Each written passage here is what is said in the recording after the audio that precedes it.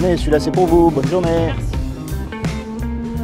Tenez, celui-là c'est pour vous, bonne journée. Chacun le sien, pas de jalouse, la paix des copines. Tenez, celui-là c'est pour vous, très bonne journée.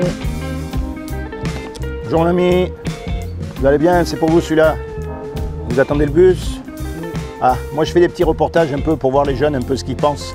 Parce qu'un jour ou l'autre on va mourir, vous et moi. Et alors et après, est-ce que vous y avez déjà pensé? Jamais. Pourtant, même si je vous souhaite de vivre jusqu'à 120 ans en bonne santé, vous savez quand vous allez mourir? On ne sait pas. On peut partir du jour au lendemain. Ouais. Alors on va où à votre avis? Alors je vais vous dire, il est donné à l'homme de mourir une fois. Et après quoi vient le jugement. Le jour où vous êtes mort, vous allez passer devant le jugement. Et vous allez être jugé par rapport au bien ou au mal que vous avez fait. Alors la question à se poser, c'est de savoir comment est-ce qu'on sait si on fait du bien ou du mal. On est d'accord. Dieu, il nous a donné les 10 commandements. Vous connaissez les 10 commandements? Non, moi je suis catholique et je pratique pas trop. Enfin, quand j'étais petit, c'est du catéchisme, mais après sinon... D'accord, mais vous croyez en Dieu quand même. Oui, mais après je me suis jamais intéressé à... D'accord, alors les 10 commandements, je vais vous dire, comme ça vous allez voir comment vous allez faire le jour où vous mourrez. D'accord? Les 10 commandements, ils disent, tu ne mentiras pas. Est-ce que vous avez déjà menti? Et attention, je ne vous juge pas parce que moi, comme je suis plus vieux, j'ai dû mentir plus que vous. Hein? Oui, j'ai menti. Comment on appelle quelqu'un qui a menti? Un menteur. Est-ce que vous avez déjà pris quelque chose qui n'est pas à vous? Non, Peu importe la valeur. non. Vous n'avez jamais téléchargé de la musique illégalement sur Internet? Ou vous n'avez jamais pris même un petit truc, n'importe quoi, hein? Les 10 commandements, ils disent, tu ne commettras pas d'adultère. Mais Jésus a dit, adultère, c'est quand on trompe sa femme ou quand on a des relations sexuelles avant le mariage. Ah. Vous avez eu des relations sexuelles avant le mariage? Oui. Ah. Est-ce que vous avez toujours obéi à vos parents? Oui. Bon après j'ai... Je me suis rebellé. Et normal. n'oubliez pas, vous êtes le jour où vous êtes mort, vous êtes en face de Dieu. Vous ne pouvez pas mentir, vous ne pouvez pas essayer de cacher.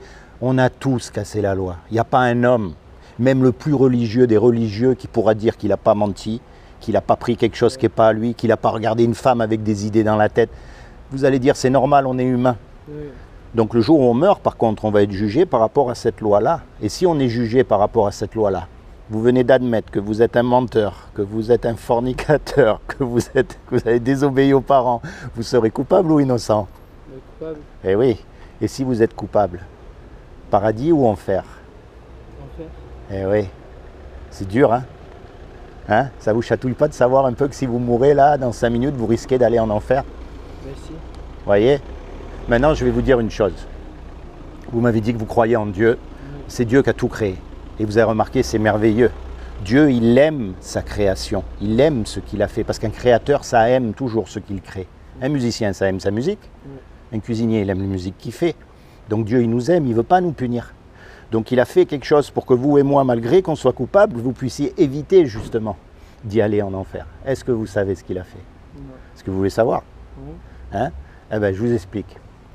Il y a 2000 ans, comme il a trouvé aucun homme sur la terre, personne qui ait fait le bien, eh bien, il est venu lui-même et il s'est habillé avec un corps. Il s'est revêtu d'un corps, comme une main rentre dans un gant.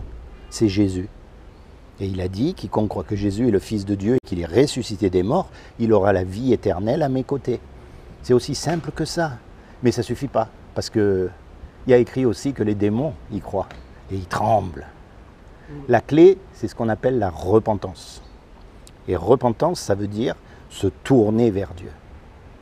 Jusqu'à maintenant, vous vivez votre vie, vous ne pensez pas à ces trucs.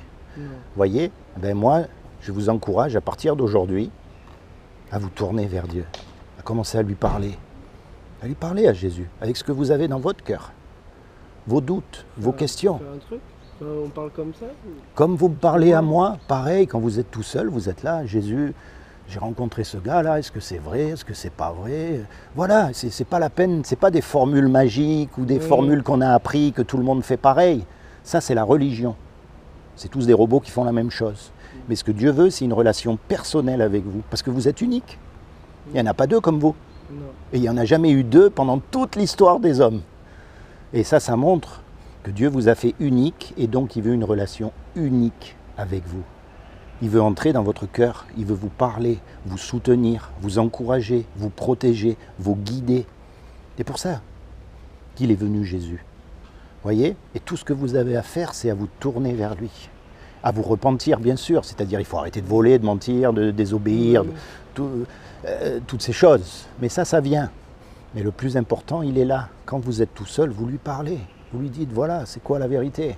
C'est vrai, moi, qui me dit que je ne vais pas mourir demain? Qu'est-ce qui se passe après? Pourquoi pas l'islam? Pourquoi pas d'autres religions? Il faut vraiment lui parler avec tout ce qu'on a dans le cœur. Parce que de toute façon, il sait tout. De toute façon, il sait tout. Donc c'est pas la peine d'essayer de lui cacher quelque chose. Vous voyez? Vous avez une Bible à la maison? Je dois en avoir une, je crois, je sais pas. Ah, parce que ça, c'est, si vous voulez, le livre qui va vous permettre de connaître Dieu. Mais avant, je pratiquais le catéchisme, comme je l'ai dit, mais je connaissais plein de trucs, mais après j'ai oublié parce que j'étais petit. Ah ben oui. J'étais oui. avec un prêtre, il m'a fait 3 ou 4 ans, mais bon. Je me rappelle de 2 ou 3 trucs, mais sinon après... Eh ben c'est pour ça. Maintenant, vous êtes en âge d'apprendre tout seul. Vous n'avez plus besoin de prêtre, plus de personne. Vous pouvez faire tout seul au travers. C'est pour ça que la Bible, c'est important. Et que ce n'est pas un vieux livre. C'est grâce à la Bible qu'on apprend à connaître Dieu. Et elle nous protège aussi, parce que grâce à la Bible, on ne va pas tomber dans des sectes ou dans des religions ou dans des tas de choses, parce qu'on va connaître la vérité comme ça. Alors je vais vous offrir une Bible, d'accord? Comme ça vous l'aurez, et gardez-le. Vous savez, des fois on lit, des fois on lit pas, c'est pas grave, gardez-la à côté de vous. Là voilà. C'est très important. Je crois que j'ai mis un marque-page quelque part, si je n'ai pas oublié. Vous voyez, vous allez commencer dans le livre de Jean, par exemple. Voilà, Jean. Comme ça, vous allez apprendre à connaître Jésus. Ben, j'ai pas mis, c'est pas grave. Ben, mettez le truc là, comme ça vous avez le marque-page. La Bible, c'est un ensemble de livres, en fait. Il y a 66 livres là-dedans. Et la plupart, c'est des livres historiques. C'est-à-dire, c'est des choses qui se sont réellement passées.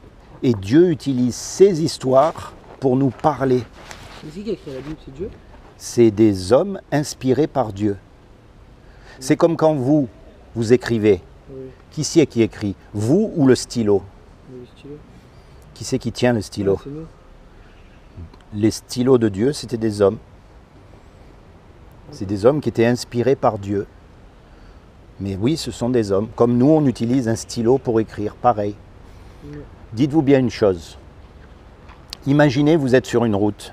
Oui. Vous marchez. Puis en face de vous, il y a un gros camion qui arrive. Qu'est-ce que vous faites? Je coupe. Dans quel sens? Vers le camion? Bah non, à côté. Vous sortez de la route. Oui, bah oui. Le chemin, la route, ça représente votre vie sur lequel vous êtes en train d'avancer. Et le gros camion, ça représente la mort qui vient vers vous, qui vient vers tout le monde. Oui, bah oui. Bonjour, bonjour. Qu'est-ce que vous allez faire? Est-ce que vous allez rester sur votre chemin actuel? Ou est-ce que vous allez tout faire pour éviter la mort qui vient à vous? Bah, tout faire pour éviter. Parce que dites-vous bien que votre corps, il va mourir. Mais votre âme, elle ne mourra jamais. Elle retourne à Dieu. Ouais, mais quand même.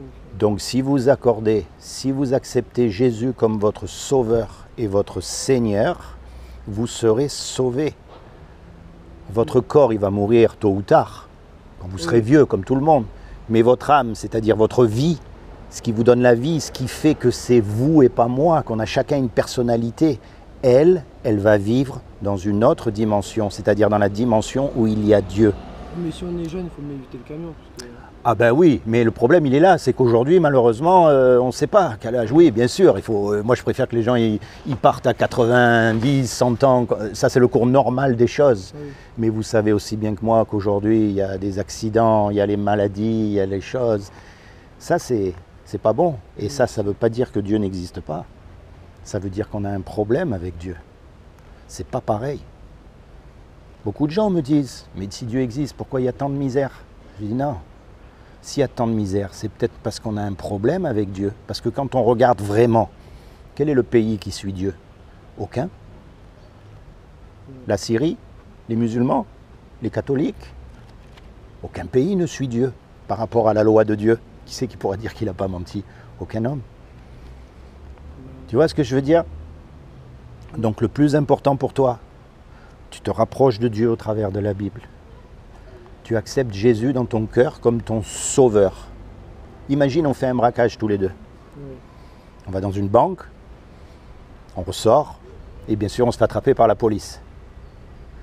On passe devant le juge et le juge dit voilà, tous les deux, vous avez 10 millions d'euros à payer ou vous partez 50 ans en prison. Est-ce que tu as les 10 millions d'euros? Ben non. On part 50 ans en prison. Et puis il y a un homme qui arrive qu'on ne connaît même pas et qui met l'argent sur la table pour que toi et moi on soit libres. Comment est-ce que tu vas être par rapport à cet homme? La reconnaissance. Et quand il va te demander des choses, tu vas le faire. Ben oui, c'est Ben, c'est ce que Jésus a fait pour toi quand il est mort sur la croix. En fait, il est mort à ta place. Parce que c'est le seul qui a accompli la loi, qui n'a jamais menti, qui n'a jamais volé. C'est le seul. Donc, quand il s'est sacrifié sur la croix pour toi, son sacrifice, il a été accepté. Et grâce à son sang qui a coulé, tous tes péchés, passés, présents et futurs, ont été lavés. Tout ce que tu as à faire maintenant, c'est à accepter ce qu'il a fait pour toi. C'est pour ça qu'on l'appelle le Sauveur. Comme ça, le jour du jugement, tu pourras dire à Dieu, oui, mais moi j'ai accepté Jésus comme mon Sauveur, il est mort à ma place. Et quand tu passes devant un tribunal, si quelqu'un paye l'amende, le juge peut dire, ok, l'amende a été payée, tu es libre. D'accord, je comprends. Tu comprends? Oui, je comprends. Et Seigneur, parce que quand Jésus va te demander ne mens pas, par exemple, eh ben, tu vas te souvenir de ce qu'il a fait pour toi. Donc tu vas dire, attends, là Jésus il m'a sauvé de la mort, il me demande de ne pas mentir, bon ben je ne vais pas mentir là. Il me demande d'obéir à mes parents, même si ça ne me plaît pas, même si... Je vais le faire, rien que parce qu'il m'a sauvé. Voilà, et ça devient le Seigneur, parce que tu vas lui obéir.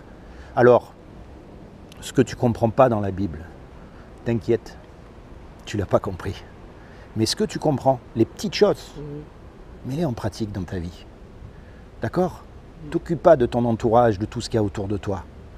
Pense au camion, pense au chemin, on y va tous. Personne ne pourra échapper à la mort.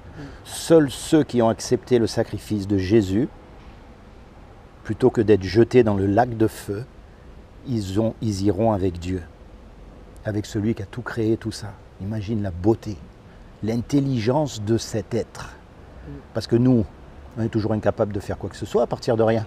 Oui. On va sur la Lune, on fait des ordinateurs, on fait des tas de choses, hein, Oui. mais à partir de rien, on ne peut rien faire. Va créer un papillon. C'est comment ton prénom? Loris. Loris. Sois béni, Loris. Seigneur Jésus, je te demande vraiment que tu te révèles dans le cœur de Loris, que tu le bénisses, que tu te révèles en tant que son sauveur et son Seigneur, afin qu'il soit sauvé, lui et toute sa famille. Je te demande que tu le détournes définitivement du péché, afin que vraiment il rentre dans ton royaume et dans ta paix éternelle. Sois béni, Loris. Prier, c'est simplement parler à Dieu. Il n'y a pas besoin de bougies, de rien du tout. Tu parles avec lui. Qu'est-ce que tu voulais savoir? C'est quoi le prospectus normalement? Ah ben ça, c'est un petit prospectus qui va te rappeler tout ce que je t'ai dit. Ah, D'accord? Tout ce que je t'ai dit, c'est pratiquement écrit là derrière. Tu vois? Et ça, c'est le véritable gros lot à gagner. C'est vrai? oui. Imagine, la vie éternelle. Attends, hé. La vie éternelle sans maladie, sans contrainte, sans... C'est mieux que de gagner 800 millions en auto.